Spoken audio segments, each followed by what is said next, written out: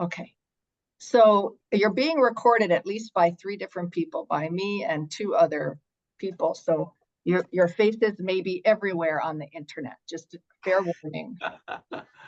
But welcome to the May 2024 ACAP webinar. Very excited about today's program. We're talking about the importance of intergenerational action for active aging. And this is a panel that is organized by and moderated by Colin Hayashida, my dear friend, University of Hawaii, and one of the original founders of ACAP more than 15 years ago, almost 20 years ago now. Yeah. So very excited to have you all with us. Active Aging Consortium Asia Pacific, we call ourselves ACAP. If you're not familiar with us, our mission is to share friendship and best practices for active aging. What we really like to do is learn from each other. And to do that, we have a bi-monthly bulletin, we have monthly webinars, and we used to get together at conferences all the time. COVID put the kibosh on that, but we're starting up again to try to get together. There's a lot more regional meetings now between 1 or 2 countries, but I think next year we're going to try to have a 20th reunion. So hopefully everyone can come next year to Japan. We were founded in 2005, and we have more than 1,300 members. Actually, I think it's 1,400 members the last time I looked across the region. This is some pictures of some of the articles that have come out in our bi-monthly bulletin, and I'd love to get articles from any of you, all of you, because what we like to do is document what's happening. And we even have had contributions from Kenya, of course, from Singapore, Japan, and the Asian countries, but also occasionally from South America. It's just wonderful to see what everyone else is doing. So I invite all the speakers to please send me a 1-page and some pictures about their programs that they talk about today, and that can then be part of the next bulletin. This is our internet, this is our webinar schedule for the year. So it's coming together. You can see a few question marks down near the end, but today is intergenerational connectivity. Next week is going to be elder abuse, then advanced directives, active aging in Africa. That will be fascinating. Moira is going to organize that one. And then depopulation issues by Colin. This will be fascinating as well. I'm not sure about October, but November we're having active aging in Nepal, Bangladesh, and India. And then the next generation of researchers at the end of the year. So we're very excited, but if you have ideas for webinars, then please let us know. Here's our membership. This is how you join. All you do is just email me. I'll put you on the list. Or if you want to refer some friends, just send their email addresses.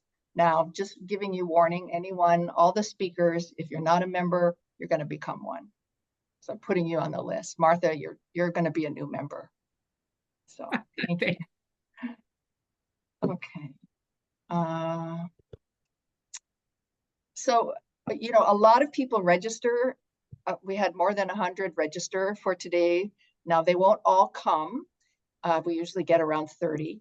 But I do want you to know that these people who haven't been able to make it are often emailing me asking for the recording, and some people have sent their autopilots, especially some of our friends where it's 2 in the morning and they want to watch this later. They register and then send their autopilots to come in and record. So even if there's not tons of people on tonight, your information is going to be shared broadly.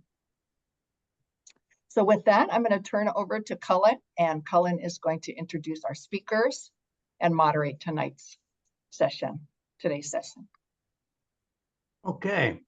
Well, so welcome everyone to this session on intergenerational relations entitled Intergeneration Action for Active Aging.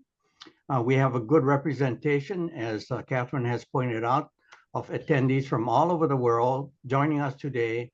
and that attests to the importance of this topic as more older adults are retiring and wondering what they wish to do with the rest of their lives. And we're talking about people who have experience, skills, talent, wisdom, connection, and a great deal of time on their hands in retirement. But how can we marshal this exploding human resource for the greater good? That's the big question. For this particular session, we're asking the question, how can older people help younger people, and vice versa? How can younger people help older people? And that's the intergenerational question that's before us today. We do not have all the answers, but we believe that a vibrant society is one that promotes and practices intergenerational relations. So today, we have Lang Lang Tsang of Singapore, and she's an associate professor at the National University of Singapore, president of the Singapore Gerontological Society, and a pioneer, a real pioneer in exploring issues related to intergenerational relations. She will introduce what Singapore is doing today and and she will also attempt to discuss this from a theoretical perspective as well. Second is Abul Hashib Khan of Bangladesh, who will talk about his work. He is the executive director of the Resource Integrated Center and the secretary to the Forum for the Rights of the Elderly in Bangladesh. Now, Hashib has been an activist from his student days. He majored in economics and pursued a career in nonprofits to address poverty and empowerment of marginalized people. Now he is focused on mobilizing intergenerational support for older adults and their needs for social protection and care. So let's hear from what he's doing in Bangladesh. And the third person is Martha Ross of Home Sharing Hawaii, a nonprofit organization that supports older adults who are now empty nesters because their children are no longer living with them, but have an opportunity to share their large home with others. And her work is part of a larger nonprofit organization called Hawaii Intergenerational Network. So let's start with Lang Lang Tsang of Singapore. Lang Lang, it's all yours. Thank you very much. Let me share screen. Okay. All right, let me see where to. Okay, just have to. Slide, yeah. Show from beginning. Okay, thank you very much, Callan, for inviting me for this webinar and the topic on intergenerational action, which is always close to my heart. So, so this is the topic for today because I want to introduce a new publication we have that we look at the concept of generative ambivalence among older adults in Singapore. So I just want to recap that the theme of the webinar is Importance of Intergenerational Action for Active Aging. I think the word intergenerational action especially proposed by Callan is very timely, very interesting, because first, the desire to link with young generation for active aging itself is not enough. We need action to make it happen. But what are some of the limitations that could be out there that make it harder for older adults to want to participate and to act on, being more engaging intergenerationally?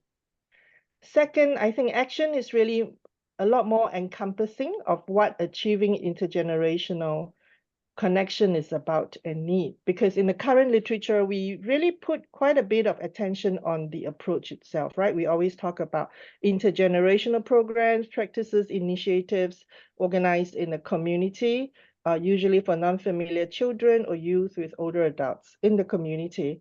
But of course, it is also important, another dimension of it is really the intergenerational bonding in the family. How do older adults in the family feel about connecting with the younger generations in the family? So I think by calling it action, we are really trying to be more encompassing to include both dimensions of familiar and non-familiar as well. So what affects intergenerational action? Just hold on, I need to get this thing out of I need to get the bar out. That's why I can't see. Okay. All right. So what affects intergenerational action is something that I want to talk about today because, it's easy to have programs and say, okay, old people, older adults should come and join and help younger people or to interact with younger people. But is it really that easy? So a lot of older adults are a little bit hesitant of trying to engage with young generations as well as we try to promote this idea. So that's why we come out with this idea of, trying to understand more what older adults think about, this whole role about generativity, about generative, and we come out with this concept of generative ambivalence. And this is the article that it has published in Journal of Aging and Social Policy.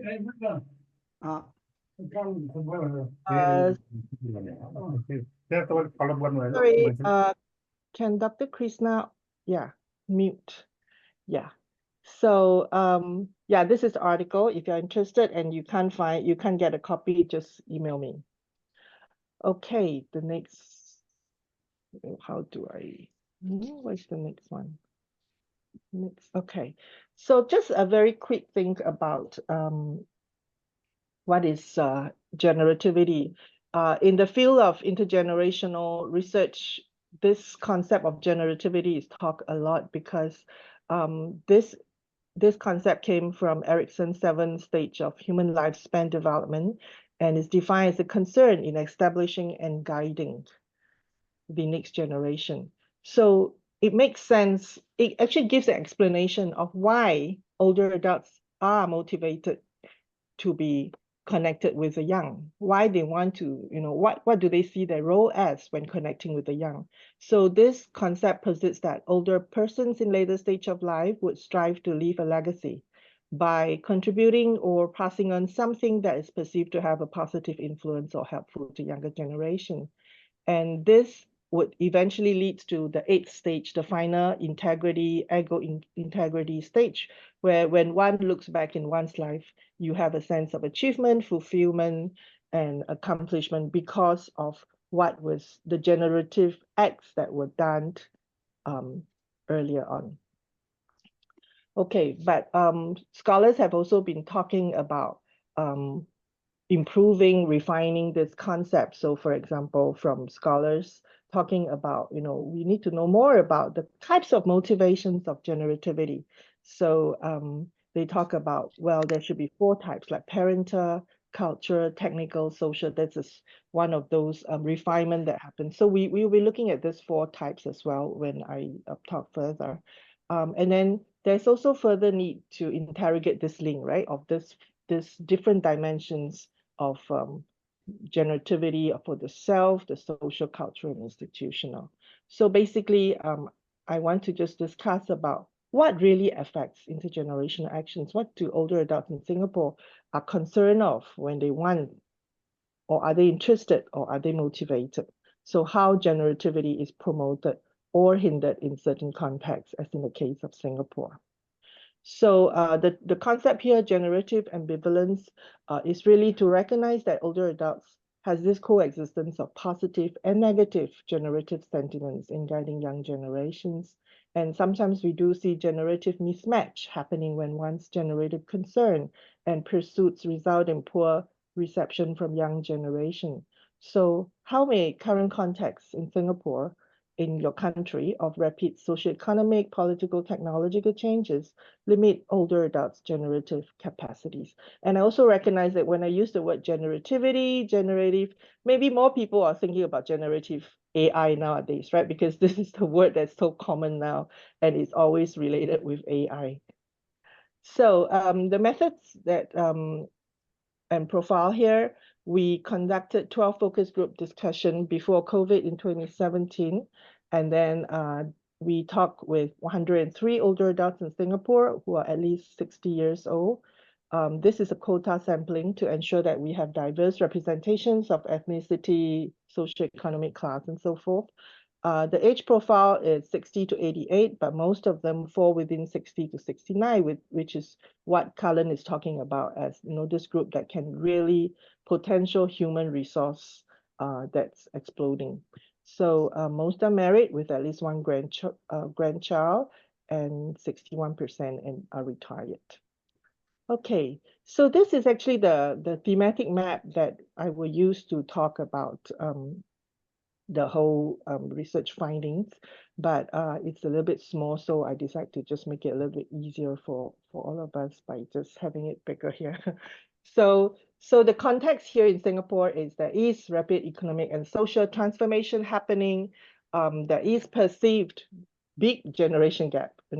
Older people always say there's a big generation gap with the young in terms of values, lifestyles, experiences, practices, and their attitudes.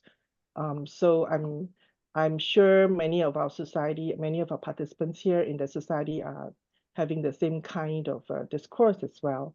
But there is motivations when we want to find out what are the motivations to be generative for older adults. So this sense of moral responsibility, the sense of thinking that it's important, it's our duty to guide the next generation, is something that we hear a lot among our participants. And then people talk about love and affection, because we love and care for them, not because we want to control them, because young people will always say, you tell me to do this, do that, cannot do this, do that, because you want to control me. So older adults talk about love and affection to transmit tradition and skills. This is something we know is happening, and it's true that we really see that there are skills and traditions that we can transmit to, and then to teach right values. So here the participants, specifically talk about hardworking, that they should learn to delay gratification and things like that. Okay, so just hold on, it doesn't seem to be moving. Okay, so there are, but at the same time, concerns that older people have, because they talk about the perceptions that, young people have poor attitudes and behavior. And among the participants, Chinese seems to be more negative. They tend to see children as very spoiled, very entitled, self-centered. Malays and Indians in the sample are more empathetic towards the struggles that young people today have, because in Singapore, housing prices are so high, they have to work hard and they are stressed and so forth. And then they also talk about, in Singapore, this emphasis on technical academic excellence led to this whole loss of values, which they call, they bundle it as Asian values. And then people also, our Islamic friends, talk about, we need to preserve religious values, that young people have less care for values such as compassion, gratitude, respect of all as well. So they also feel this sense of a devaluation of older adults' experience due to ageism. This sentiments that they are being forgotten and being ignored generations, and older men especially talk about feeling displaced at work because they feel that they cannot catch up with the technology in the workplace. Okay, so with this whole sense of, they have motivations, but they have concerns, then how do we, and then we can see the generative mismatch there. So how do we navigate that risk of generative mismatch? So I look at these 4 types of generative acts, and then most of them are actually in the family, a little bit in the community, and very little mentioned in the workplace. So the types of generative acts, there are like 2 types. The first 2 types are most common. People talk about parental generativity in terms of, playing their role as grandparents, socializing the younger family members to social norms, behaviors, and expectations. And of course, this is more possible in Singapore because if they're not living alone, they are living quite close to each other. And Singapore is so small, so it's easy to get around. Then cultural generativity, such as they talk about, having activities like passing on ethics, values, rituals, traditions that play their role in promoting the cultural and community identity. So let's talk about technology, because people feel that, you know, they don't have much to offer in terms of skills and knowledge that's specific, especially to professional development. So one participant say, young people, they are smarter. We are so-called stupid or old-fashioned. So if we try to help them and they can't accept, we will be hurt. So this feeling, you know, again, this feeling of there's some sense of ageism being felt here, or self-imposed ageism as well. So in terms of generativity mismatch, we see here that led to generative ambivalence. We see that, well, there's limited, they perceive the limited intergenerational opportunity because of changing environment. Most people are not living with their grandparents. The lack of community where people can, you know, meet and really communicate with the young people. And also things that they have something they're good in. For example, they're good in fishing, but this is a vanishing hobby in Singapore. Not many young people are interested in fishing and things like that. So the mismatch in terms of the skills. Then the ageism and perceived ageism I talk about, this lack of confidence of older generations, seeing themselves as ignored generations, and the tension they felt in the workplace.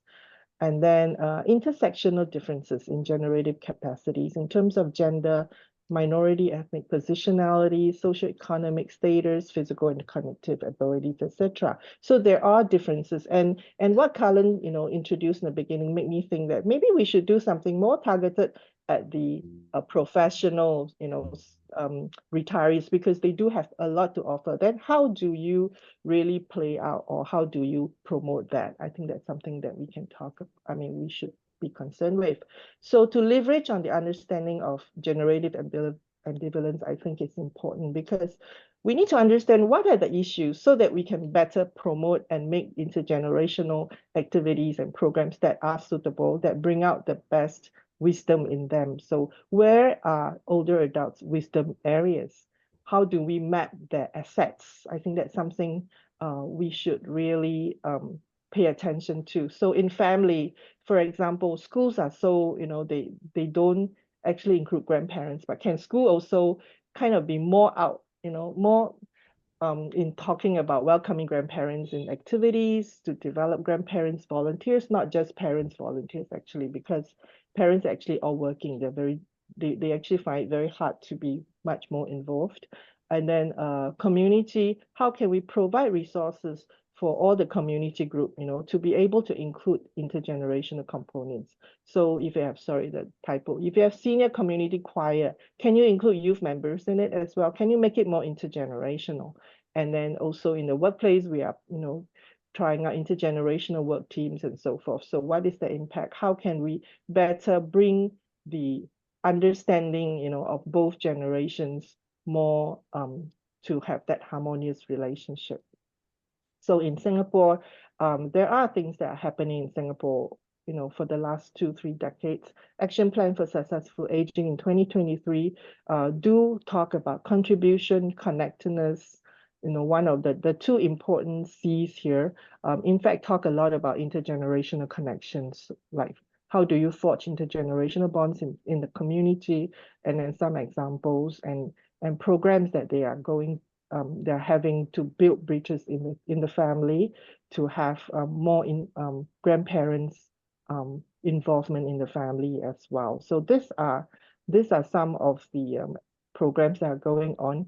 And one of the latest programs in Singapore is that this secondary school in Singapore, in fact, set up an intergenerational center inside the school, and then they open up for the community seniors to come. And they also talk about how, you know, seniors can teach the school children and so forth. So this is a very encouraging ground up initiatives in Singapore, and I'm hoping that we will see more happening in Singapore. So yeah. So sorry if I'm taking up more time, but yes, this is the paper again. If you want to have a copy of it, just email me anytime. Thank you very much. Yeah, thank you, Lang Lang. Appreciate that very much. Yeah, excellent, very good coverage of the entire field, and the theoretical perspective is excellent. So let's have Abu Hashib Khan Hashib, can you get started with your session? Yes, I am Hasib Khan. I am working with RIC as a ED. And RIC is a regular NGO in Bangladesh. We are working in different areas, from income generation to emergency response, from dropout children to elderly. And RIC is the only NGOs in Bangladesh who first started activity with elderly from 1989. And at that time, we are member and partner of Helpage International. And with the support of Helpage International, we gradually, expanding our activity among involvement with the elderly people. So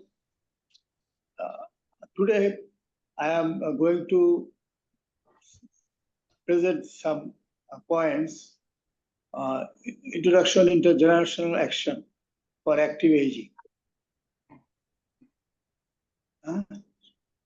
Intergenerational action, IJ, is defined as the action of people of different age groups to achieve individual or collective objectives related to the well-being of a certain population.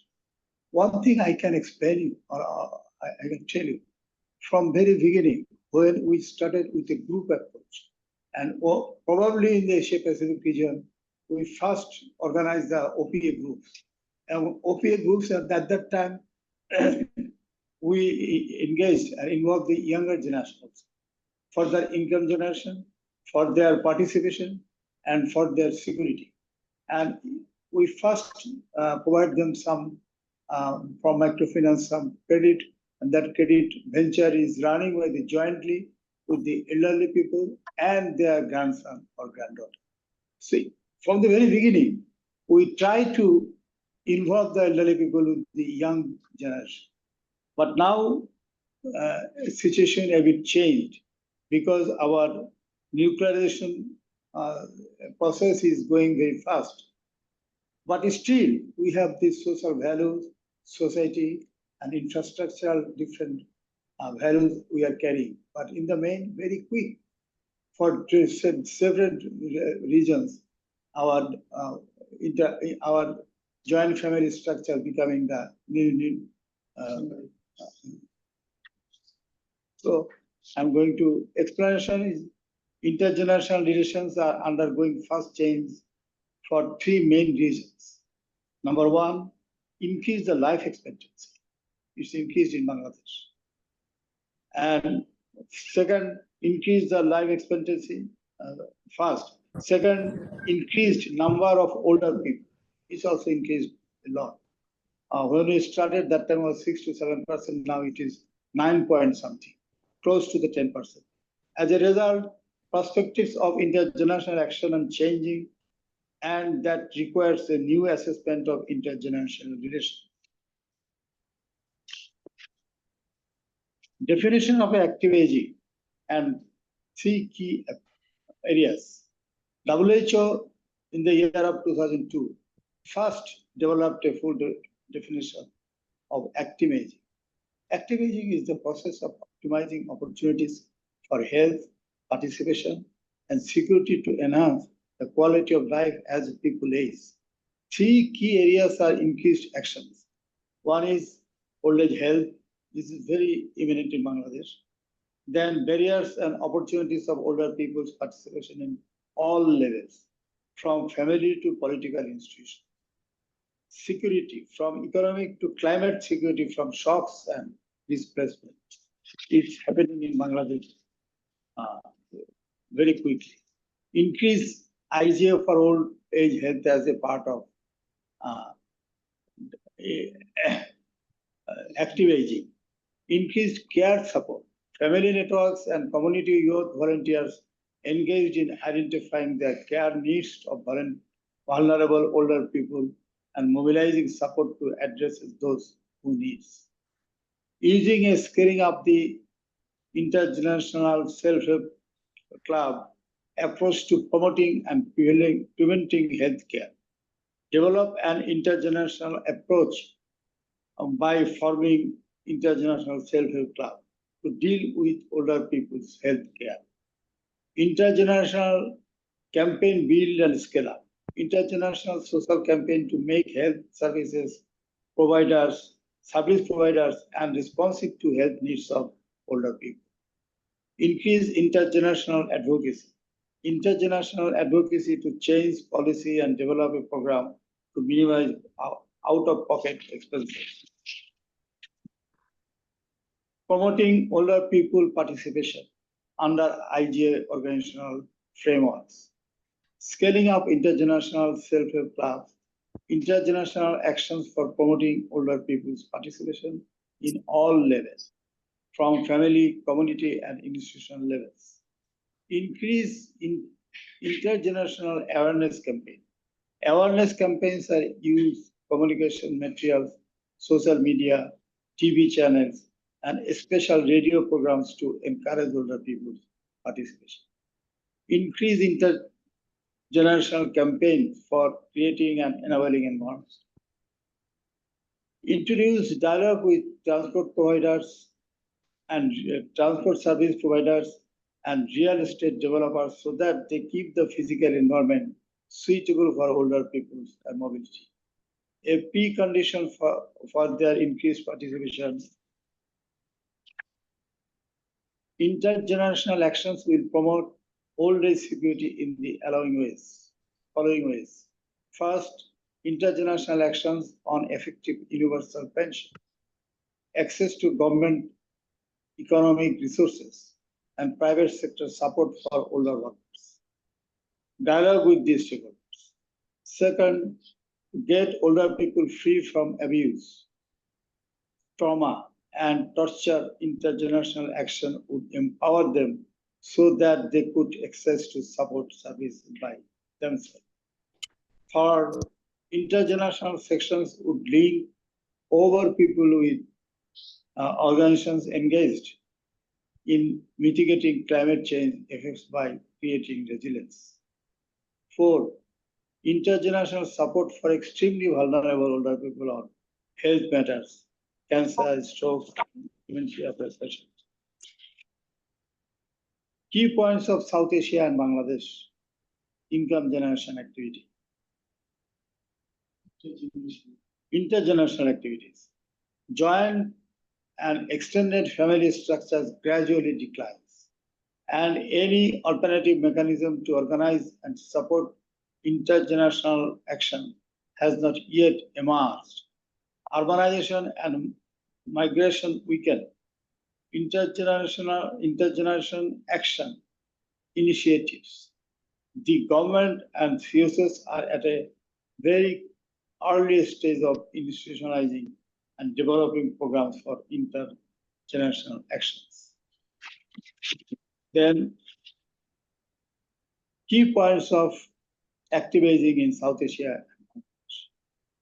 Active aging is a social narrative that people in old age should have well-functioning bodies and brains, can do daily work, maintaining mobility, and cognitively active, which means active aging exists, but there exist knowledge gaps at community level to increase IGA to strengthen active aging. What RIG are doing and on intergenerational action and active aging. Increased in intergenerational actions at the organizational level through ICSC. Promoting intergenerational problem-solving dialogue. Integrate intergenerational approach in major themes, healthy aging and old age social protection, climate change, gender equality, and human rights. RIG implements older people's income generational program widely through family and community level, intergenerational partnership and actions. Increase intergenerational generational shared leadership in advocacy and campaign for active aging.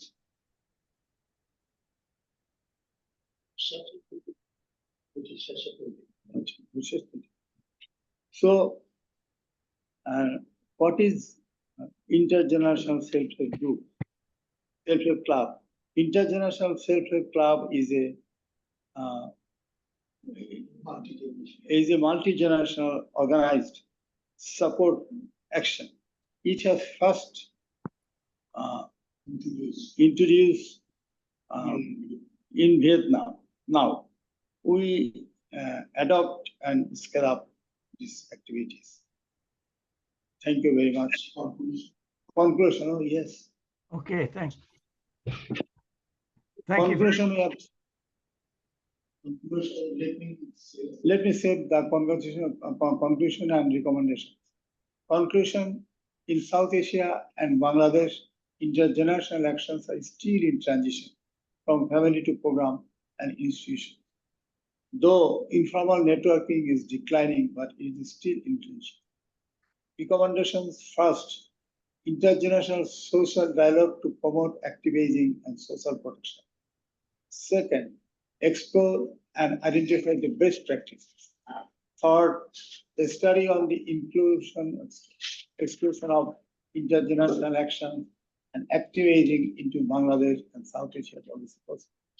Fourth, ensure national government of funding to scale up the intergenerational self-help club, ISHC.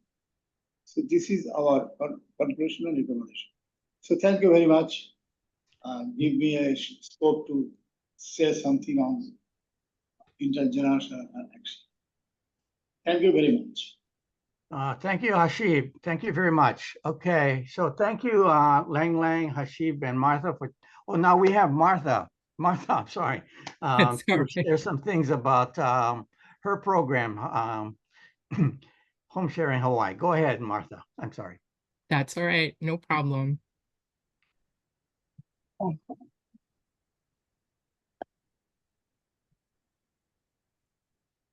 Okay. All right. Thank you very much for inviting me. Catherine and Cullen, you've been really helpful, and I really appreciate this chance to speak about our Hawaii Intergenerational Network's Home Sharing Hawaii program. And this first slide is just our opening slide, and what we did was we talk about how one home is able to change two lives, and usually it's intergenerational. Sometimes it's two seniors that are living together. But our first slide shows our very first home sharers. And the woman had lost her husband about maybe 3 years prior and was living alone in her home.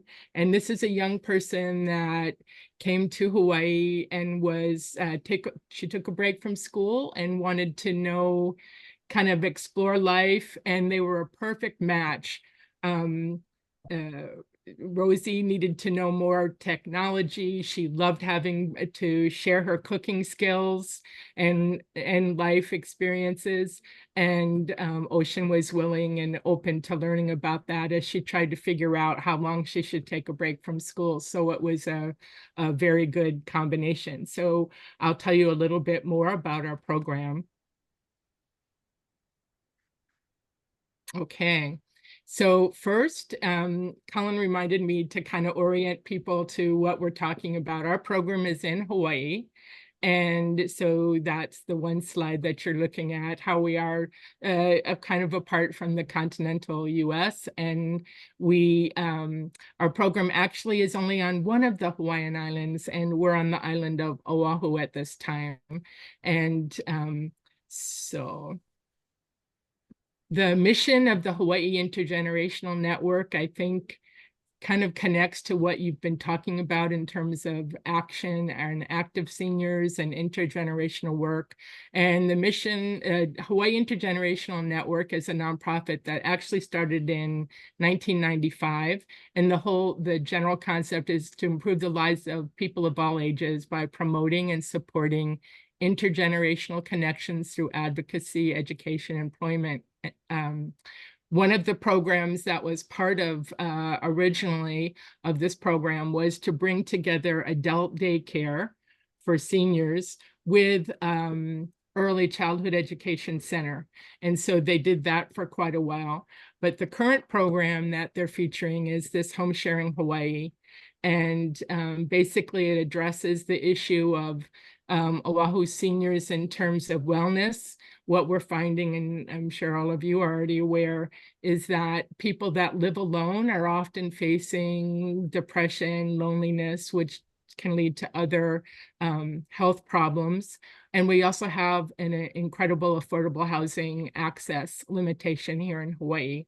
So we thought this home sharing program would be useful. Our board members, and I think you May Mendelson may be a member of the consortium already. Christy Nishida may be as well, but this team is dedicated to kind of making home sharing work in Hawaii. So is home sharing a new concept? It isn't in terms of, it's kind of related to an old-fashioned concept of boarding. People used to bring boarders into their homes.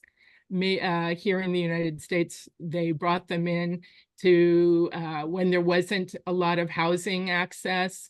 In Hawaii, they had boarders after the plantations shut down. And it was a way to either bring in income or, again, people looking for homes where they could live, and that was boarding. But that kind of fell away and out of use. What we found is in Hawaii, they weren't doing home sharing in the sense that on the continent for the past, I think we talked with programs in Vermont and Oregon, and they had 35-year-old programs for home sharing. And so there's actually a national shared housing resource center to help people start up these programs. So what is home sharing? And so we match individuals seeking a home with people who have a home to share in exchange for affordable rent or chores or some combination. And so it basically helps address, as our board member said, this is a quote from one of our board members, John Heidel, and he said, it addresses two community concerns, kupuna or seniors, elders, who are living alone with people who need affordable housing. And we carefully match these people through background checks and reference checks, and then characteristics of what people would be comfortable with in terms of living together. This is an example of our team going out and outreaching. This was last year's Active Senior Expo.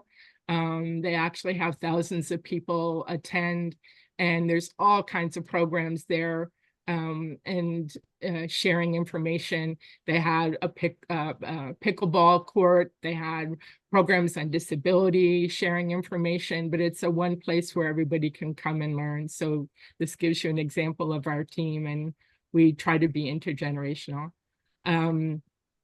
So what do? We recruit homeowners and home seeker applicants.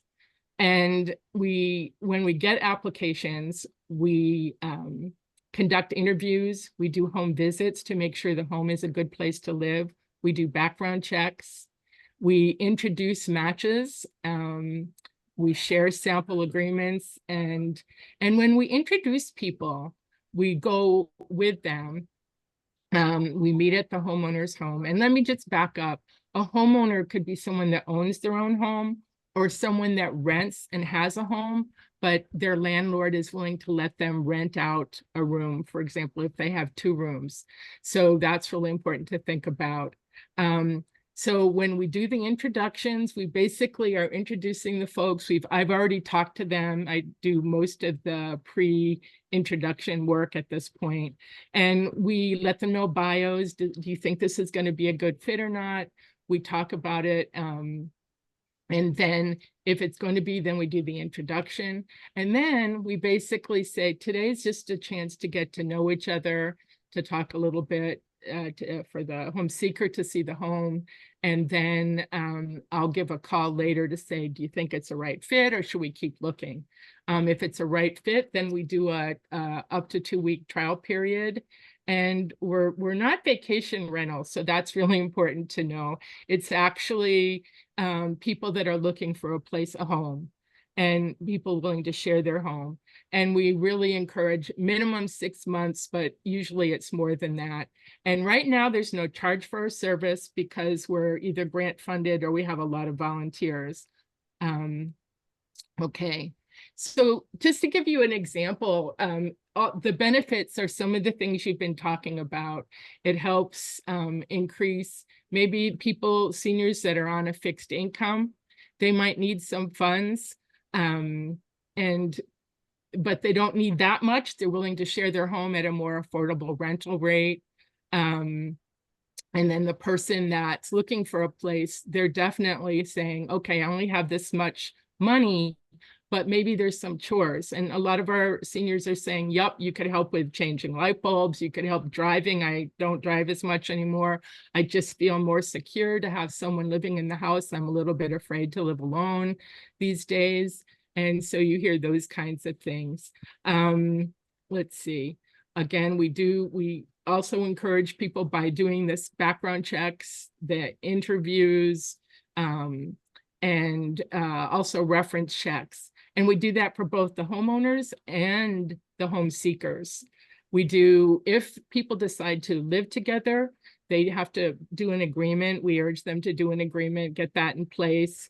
And then for 1 year, we follow up with them. Let's see. What else can I tell you? So 2 examples have, one was, like I shared already, the person in the beginning, the very young person and older person who it was perfect because after it didn't even take 6 months, the young person said, you know, you really helped me. I really thought it out. She decided to go back to school. And she learned a lot from Rosie in terms of cooking and just different things. And Rosie learned a lot of computer skills. Plus, she helped Rosie with all the things that were higher up where she had to go on a ladder. She didn't have to do that. The young woman was willing to do that. And they still have their bond today, even though the young woman went back to school and she's on the US continent now. Another one that gives you an example of helpful experience was these were 2 people that were similar in age. I think one was in her 70s and the gentleman was in his 60s. And the woman was in an affordable senior housing rental unit. She could no longer afford it. And she was about to have to leave. So she actually was looking for someone. The gentleman, he had lived in the same place for 35 years. He was a security guard. But it was a low rise. And in Hawaii, a lot of those low rises in especially urban areas are being torn down to put up high rises. And so he was going to have to move and his rent was he couldn't find anything that was comparable rent. So we introduced them to each other because they were in a federal affordable housing unit. We had to help him meet the affordable housing criteria. So he went through our application process, they both did. And on top of that, he had to meet the affordable housing and process and get on their lease. Essentially, it was about 85 different contacts that we had to make to get them. But I'll tell you, they're still together now. She was at the place where she did not have the month he came in, she only had half her rent. So again, for us, it was 2 people that were potentially facing homelessness. So it's really a prevention, plus they have each other at this point, and they help each other out. So that gives you an example of, it can be intergenerational. Another example is we have a woman that's 94, her 3 adult daughters who live in separate homes were coming in so that they would spend every night with her. They would take turns. And then they decided to rent out a room if they found the right person. So she was 94, still fabulous, doing emails and she's very active, reads Kindle, she's just active. But they just were concerned to leave her home alone at night, or also if something should happen, if she fell or that type of thing. So they wanted someone in the house. So the woman we brought in was about, she's, I think, 62, 63.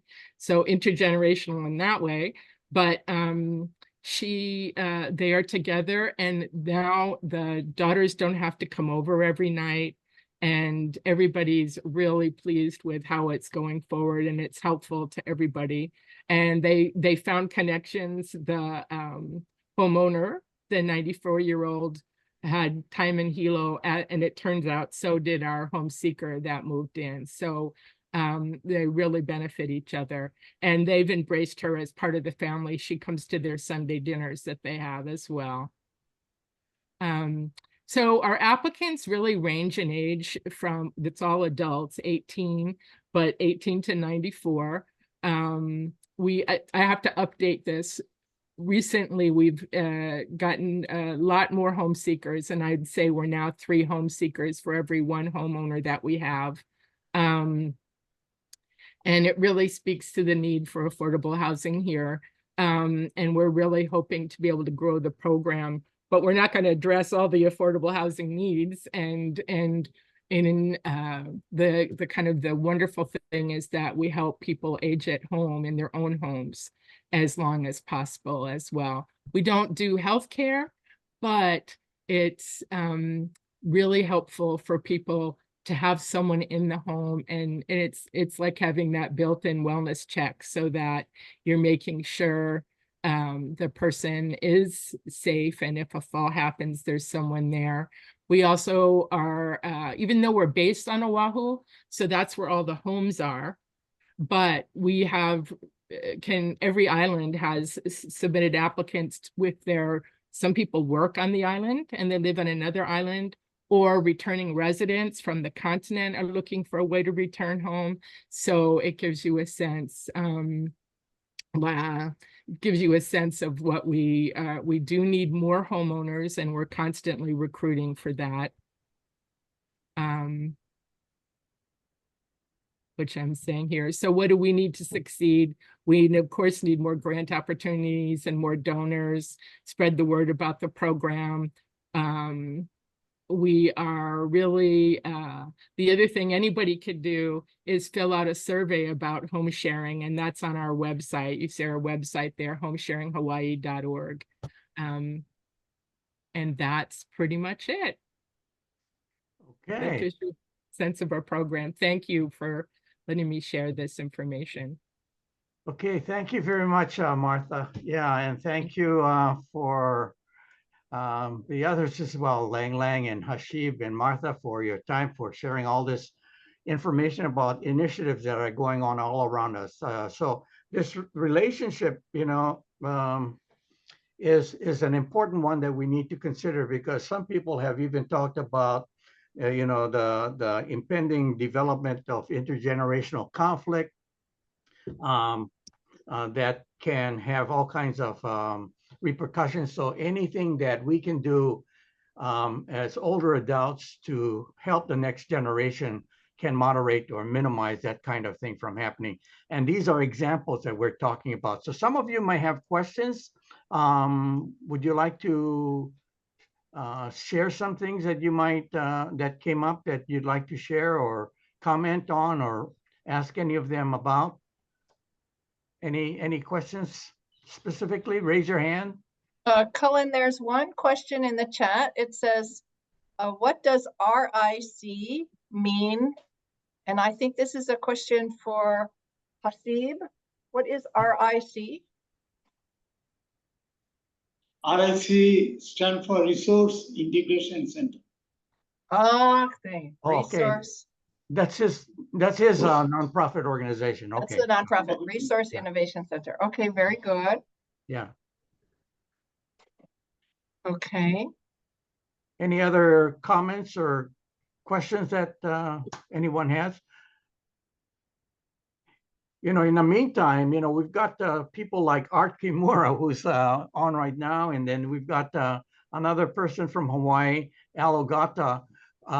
We both Art and Al, both in Hawaii, who are working on um, programs that are trying to use the power and potential of older adults that have a STEM background, STEM meaning science, technology, engineering, or math type background, something that they can, in a sense, share with the next generation, And so there's efforts at working with schools, elementary schools, as well as high school kids. And so there's a movement that is occurring right now. So Art, I don't know if you want to share anything with everyone, that would be fine.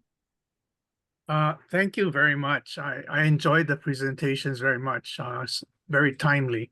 I happened to go to a Blue Zone village in Okinawa 2 months ago, and it was transformational to see how these folks live so long.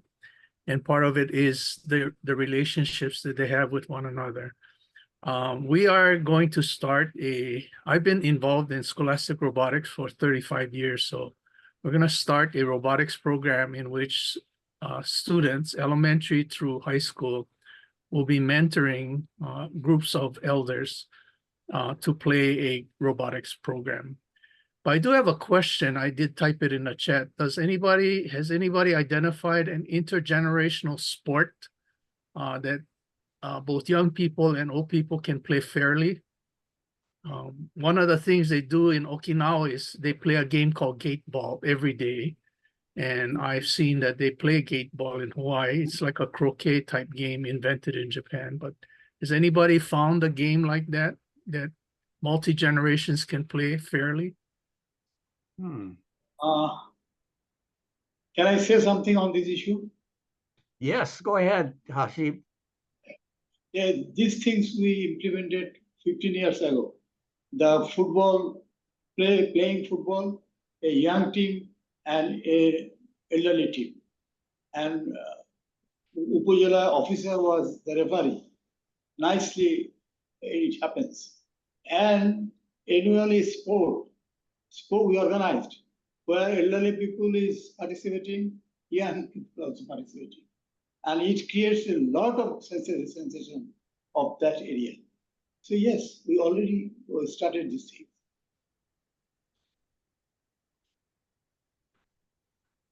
Yeah, with regards to sports, we hear of school sports, for example, that use older adults as referees, but that's obviously not a sport where both older people as well as young people are playing together. I don't know.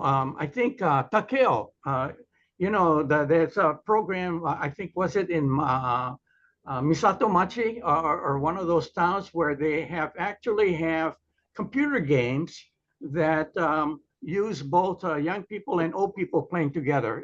Takeo, you want to share a little bit about that?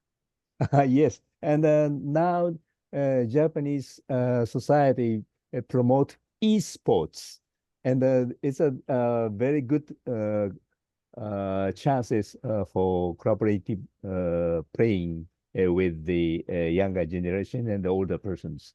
And maybe the Korean society is much advanced countries for the esports. But now in Japan, esports is promoted by not only the younger generation, but also the older persons asking for these chances. Then national governments promote the national-wide esports game once a year, and it's a very big events for the older persons. And sounds like Olympics. Yes, yeah, like that. And we say this is a Nending peak.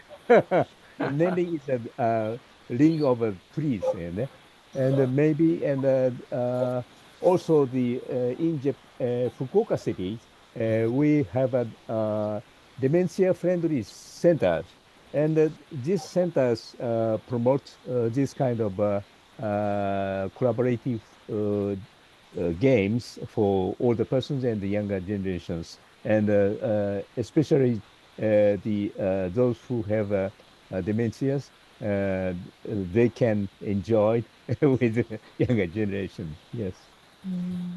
Yeah, I think this whole idea of e-sport makes a lot of sense because the young people are really into using their cell phones, for watching games and playing various kinds of games. So I think, this is very doable with older adults that perhaps may not be as physically able, but certainly use of games like that certainly would be very challenging for them as well. So I think that's a good idea. Maybe Art, you can kind of follow up with that with some of the things that going on in Japan over in Satomachi, for example. That's an example. Yeah. I come from a different perspective. I don't like esports. You sit in front of a computer and burn your eyes out. The reason I was fascinated with what we learned in Okinawa, where they play gate ball, is that it's a physical activity that you can play, young or old. You can be in a wheelchair and play it. It also is a social activity, and also it's mental fitness because there's a lot of team strategy that you have to deal with. And I've seen on YouTube, they do play it on Oahu occasionally, and they've played it on the Big Island as well. So that's a combination, personally, I'm looking for is physical activity, mental fitness, as well as socialization. Well, Mary Santa Maria has an idea for us. Yeah, I've played a pickleball, and I've had high schoolers and an 85-year-old play together, and it's really fun, and it's all about your attitude, and so most of the time there's a level that you self prescribe, and either a beginner or advanced or intermediate, and you play together with other people that of your classifications, and it's all fun. Mm. I think pickleball actually was invented to be intergenerational. Mm-hmm. And it's really caught on. Yeah, it's big on Maui. Yeah, Let's say it. Our Yeah. group looked into it, but several doctors warned us about it because there's so many injuries now because of pickleball. Injury. Because of the reach and so forth. So Depends we on need your to attitude.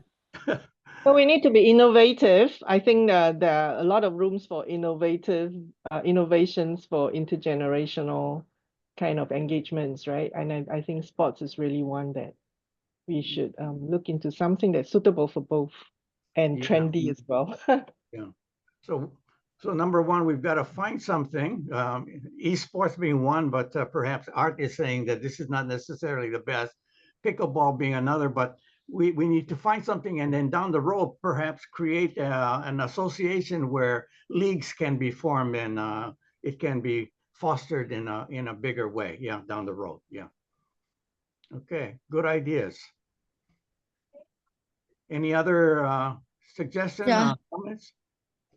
Okay, for this one, Spanisha from Thailand. I would like to share that actually, in our country, not only the patient, we have activity group that it's not sport, it's like a dance or aerobic dance and light dance.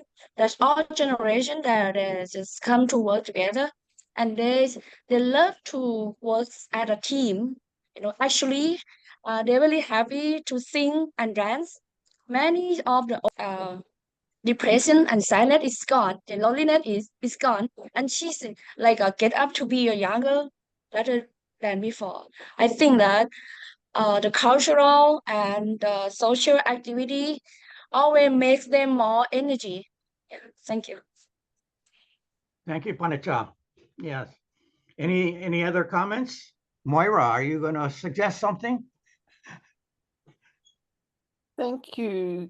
Thank you, Cullen, just to show you that I am still awake. No, it's been Paris. extremely interesting. And what I would simply like to add is two things. The one is that in France, this whole practice of home sharing is gaining momentum year by year, because there are just so many older people with, you know, homes that are empty, as we've been describing. So it's a very interesting trend that's growing here. And the other one is that I'm working with a group, a French group, which is called FUFA, F-U-F-A, which stands for French Speakers United Against Agism. And we're trying to form a French movement of Ashton Applewhite's movement against ageism. But what was very interesting is that at our last meeting, we decided very definitely that all our activities in this organization would become intergenerational. And the two young people from Belgian organizations came up with this concept that we are promoting now 4 keywords in everything that we do in this intergenerational approach. And the one is transmission, the second one is solidarity, the third one is reciprocity, and the fourth one is interdependence. And I just thought that was really very nicely thought out and summarizes a great deal for us. But thank you to everybody, and so happy to see Leng Leng, who showed me the botanical gardens when I went to Singapore. It was wonderful. Thank you so much. Okay. Anyone else that want to share some thoughts? Okay. Yes. Who's that? Okay, I still have really interesting for this topic today, and I really interesting about the house sharing, because this is the concept that we know, but I don't have experience in terms of the reality, and very interesting that the key successful for run this project, because intergeneration is very interesting and was a barrier for run this project. Thank you. Thank you, Panicha. Yes, nice to see you again. Yeah, so anyway, so this whole process is continuing, and this network that we have here is great in terms of us continuing to learn from each other. So, things that were mentioned having to do with, continuing an awareness campaign as a social movement, pushing back against ageism, promoting positive aging, networking locally, nationally, internationally, and then building this network, and then just keep creating new program. If we make mistakes, we keep trying something else and sharing that with others as well, because this thing what we don't want is this intergenerational conflict, or creation of resentment by one generation against the other, and the possibility of the consequences in terms of social instability as a result. So anyway, thank you, everybody. So Cullen, Martha has her hand up. Okay, go ahead, Martha. Oh, sure. I'll just be quick. We've got 2 things. One is Art, as you're looking at, somebody else talked about dance, but hula is a way to really bring people together, and it is athletic. So that's just something to think about. And then so dance in general. Oh, so sorry. Panicha, I think, asked if we saw any problems with home sharing, and you asked that in the chat. And I just wanted to say, I think because we do the screening, and we do really make an attempt to find matches, the right fit, we've been very fortunate to not have any problems, and we make sure there's an agreement up front.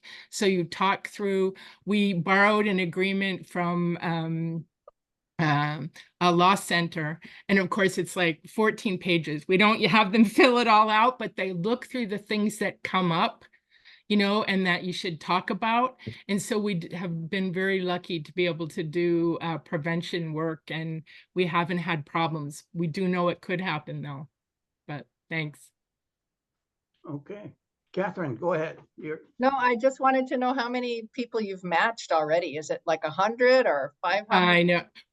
Right now, we have 180 people in our inventory, but people don't always match, right? They maybe want one gender or the other. They want one part of the island or the other. They want not to share a bathroom. So right now, we've matched 16 people together, and they are comfortably still living together.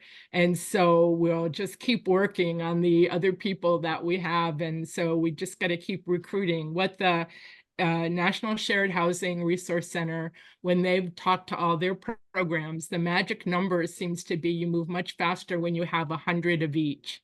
100 of each applicant. And so right now we have about 30 homeowners, and the rest are home seekers, but we'll just keep growing the program. But when we do find a match, they've been really worked out well. Yes. Okay, so I just want to let people know that I am recording this. So if you had trouble with the audio or anything else or missed some slides, just email me and I'll send you the recording. Someday I'm going to learn how to post it. Someday I'm going to get an assistant and they're going to post it on our website so that everyone can access it. But for now, I'm just happy to email it to you. Okay, well, Cullen, thank you so much. This has been so interesting, a wonderful session. I've enjoyed it and learned a lot, and I love seeing all my buddies from around the world.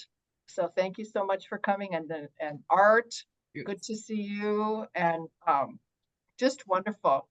So thank you so much. And next month, we have a wonderful program. I don't have the flyer yet, but it'll be about legislative initiatives to address elder abuse.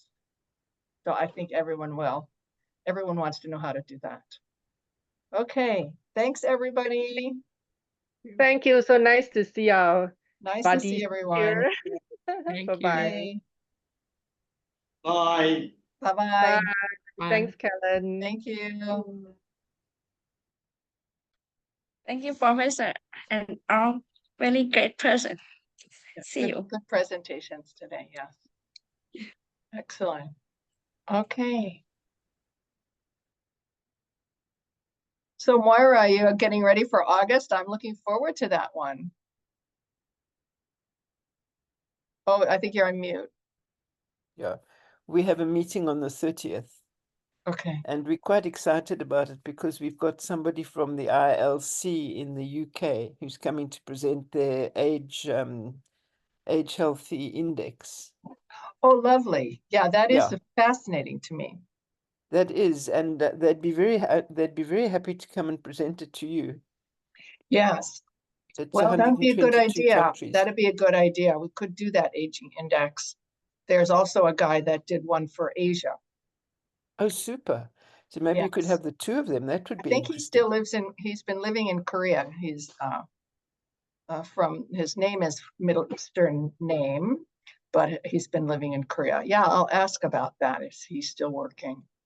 Yeah. Okay, well, if you're interested, I'll just put you in touch with them. I went to see them. You know, the personal contact is just, there's nothing to beat it. That's right. I went to London when I went to Tom Holloway's remembrance service. Oh, and Tom yeah. was this wonderful man who did all the computer training in India. And I knocked on the door of ILC, and